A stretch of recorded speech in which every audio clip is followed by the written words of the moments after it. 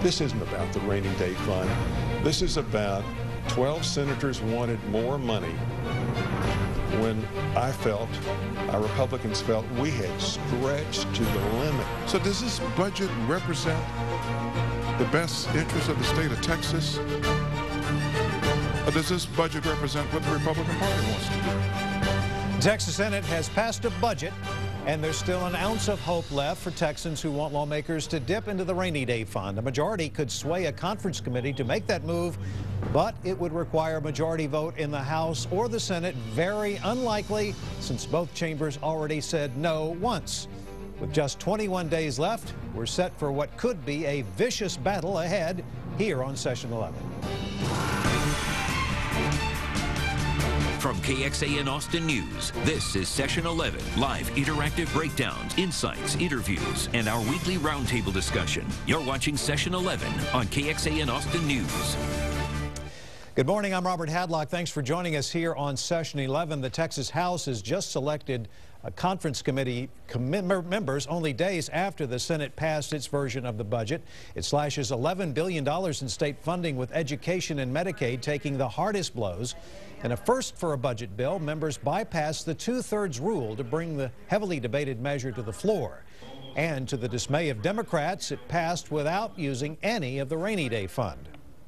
It ain't a happy face. It could only be a bitter face that the poison network hands out that you put on solvents that your kids need to stay away from. I would put a bitter face on this, because you can't take $11 billion out of current services and not have harm and pain. But the Senate's $176.5 billion budget is still less severe than the House spending, about $12 billion more than the lower chamber. But how will that affect you? Right now, our political reporter Josh Hinkle tells you how you can interact with us this morning on our program. Josh? Thanks, Robert. First, we've got a great On Politics panel lined up today with Robert Garrett from the Dallas Morning News and Patty Kilday-Hart from the Houston Chronicle. You can take part in our budget roundtable this morning by logging onto KXAN.com. And while you're there, click on the On Politics tab at the top. You'll go straight to our special political site, where you can check out my latest blog post. And plus, click the blue bar at the top to chat with our panel this morning. We'll field your questions a little later in the program. Robert? Thank you, Josh. Our newsmakers are leaders of two of the state's largest political advocacy groups. One has just launched a series of television commercials calling on Texans to take charge of the budget. The other wrote a letter to senators this week urging them directly to vote no on the budget bill. Arlene Wagamuth is the executive director of the Conservative Research Institute, the Texas Public Policy Foundation, and former State District Judge Scott McCowan is executive director of the liberal think tank, the Center for Public Policy Priorities. I spoke with them in the fallout of the Senate's budget decision. What the governor and the House are saying, they're saying in the greatest economic downturn since the recession, we're not going to use our economic stabilization fund, which the voters created for this very purpose, not to cover merely a deficit in the current year. If you look at the Constitution, it covers three situations: a current year deficit, when you have less revenue this time than last time, or with a two-thirds vote for any purpose. Never designed for hurricanes, designed for this very problem, which is a severe downturn causing revenue to collapse, meaning we're going to have to take serious steps that are going to hurt a lot of Texas families. Which we've already spent $3 billion, and which I think was fully authorized, and with which we agreed in the current biennium deficit. But the budget that Mr. McCowan advocates, spending another $27 billion in this budget, would be an 18% increase over the next 2 years, and is actually about $8 billion more than the Constitution allows to be spent. So that number of trying to add in $27 billion is not supportable. We've never argued for $27 billion. What we've said is that current services to do the same thing next time that we're doing this time would cost $27 billion. That's the number of what you would need to maintain current services. Never a thought that we could do that. The thought was we're going to have a balanced approach that has some cuts, some substantial amount from the rainy day fund and some new revenue. And that's what we don't have. I'd be very eager to hear what cuts you would advocate, because you said in the Statesman online chat after the governor's State of the State address, you can tie me down and torture me, but I'm still not going to talk about what to cut. That's right, I'm not, because you do a fine job of talking about cutting, Arlene. I'm taking the same approach that Vice Chair Turner took, which is when I'm looking between serious cuts to public ed and serious cuts to higher ed or denying people health care, I'm not going to sit down and talk to you about that. I want to talk to you about how we do the most we can to meet the needs of Texas. These other states like California and New York that have these extravagant social services and spend far more in New York on education than we do, have also lost the ability to provide jobs for their people. So from March of 2010 to March of 2011, Texas created more jobs than any of the other 4 most populous states. It's jobs that are bringing people to Texas in the droves. Yeah, I mean, this whole deal about jobs is such a false canard that's really confusing people. Texas has among the highest proportion of low-wage jobs in the entire country.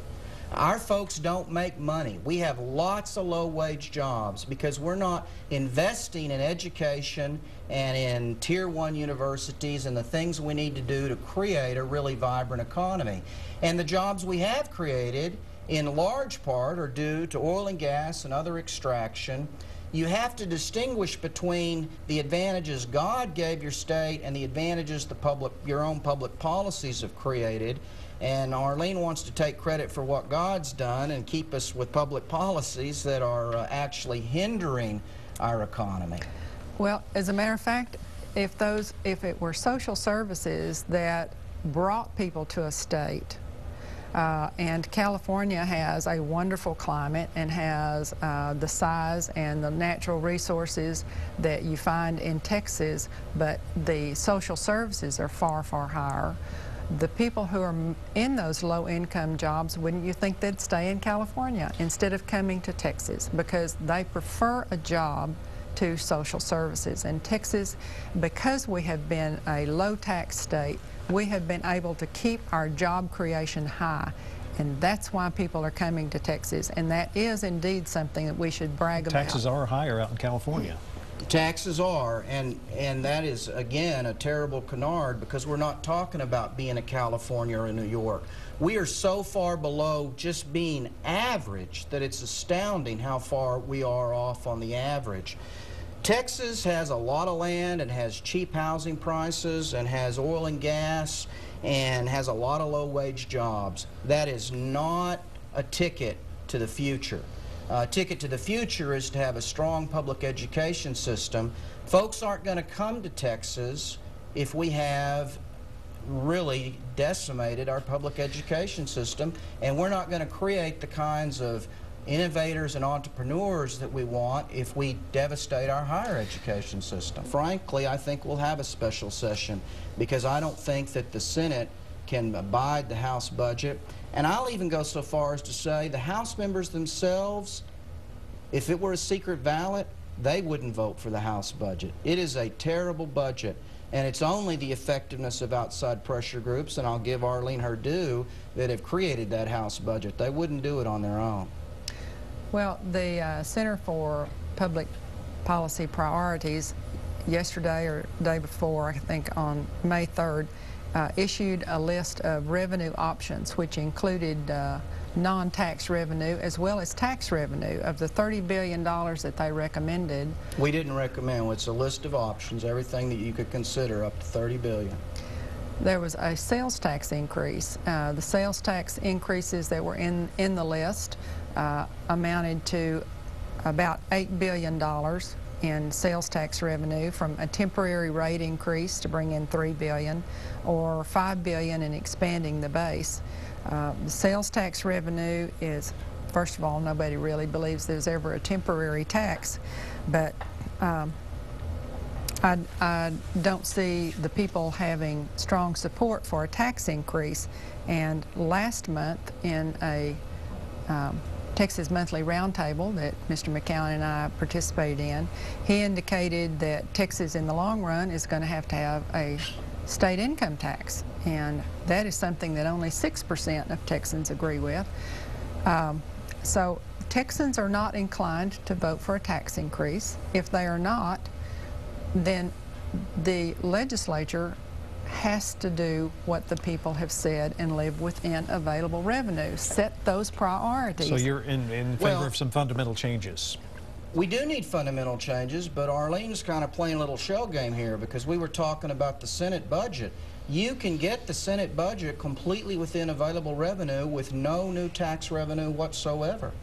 And so the question is, are we going to get the Senate budget within available revenue? We can do that.